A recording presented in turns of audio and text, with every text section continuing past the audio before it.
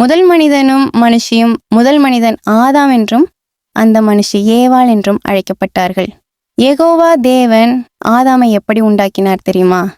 தரையிலிருந்து கொஞ்சம் மண்ணை எடுத்து அதிலிருந்து ஒரு பரிபூரண மனித உடலை உருவாக்கினார். பின்பு அவனுடைய மூக்குக்குள் காற்றை ஊதினார்.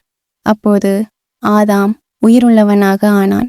யெகோவா தேவன் ஆதாமுக்கு ஒரு வேலையை கொடுத்தார். வித்தியாசமான எல்லா மிருகங்களுக்கும் பெயர் வைக்கச் சொன்னார். அந்த மிருகங்களுக்கு மிகச்சிறந்த பெயர்களை தேர்ந்தெடுப்பதற்காக அவை எல்லாவற்றையும் அவன் ரொம்ப காலமாகவே கூர்ந்து கவனித்து வந்திருக்கலாம். இப்படி அந்த மிருகங்களுக்கு பெயர் வைக்கையில் ஆதாம் ஏதோ ஒன்றை கவனிக்க ஆரம்பித்தான்.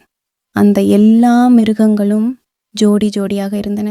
அங்கே அப்பா யானைகளும் அம்மா யானைகளும் இருந்தன. அப்பா சிங்கங்களும் அம்மா சிங்கங்களும் இருந்தன.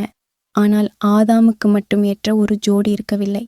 அதனால் ஆதாமை யெகோவா நன்றாக தூங்க வைத்து அவனுடைய விலா எலும்புகளில் ஒன்றை எடுத்தார்.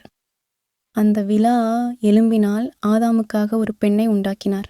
அந்த பெண் அவனுடைய மனைவியானாள். ஆதாம் எவ்வளவு சந்தோஷப்பட்டிருப்பான்!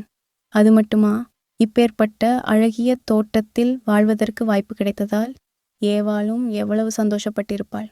அவர்கள் இப்பொழுது பிள்ளைகளை பெற்று சந்தோஷமாக வாழ முடியும். ஆதாமும் ஏவாளும் என்றென்றுமாக வாழ வேண்டுமென யெகோவா விரும்பினார். அவர்கள் முழு பூமியையும் ஏதேன் தோட்டத்தைப் போல அழகாக்க வேண்டுமெனவும் அவர் விரும்பினார். இந்த வேலையை செய்யப் போவதை நினைத்து ஆதாமுக்கும் ஏவாளுக்கும் எவ்வளவு சந்தோஷமாக இருந்திருக்கும். இந்த பூமியை அழகிய தோட்டமாக மாற்றும் அந்த வேலையை செய்ய நீ விரும்பியிருப்பாயா? ஆதாமும் ஏவாளும் நெடுநாளைக்கு இப்படி சந்தோஷமாக இருக்கவில்லை. இது போன்ற மேலும் சிறுவர்கள் முதல் பெரியவர்கள் வரை விரும்பி படிக்கும் கதைகளுடன் இன்னும் பல சிறப்பம்சங்களை பார்க்க நம்ம சேனலில் சப்ஸ்கிரைப் பண்ணுங்க.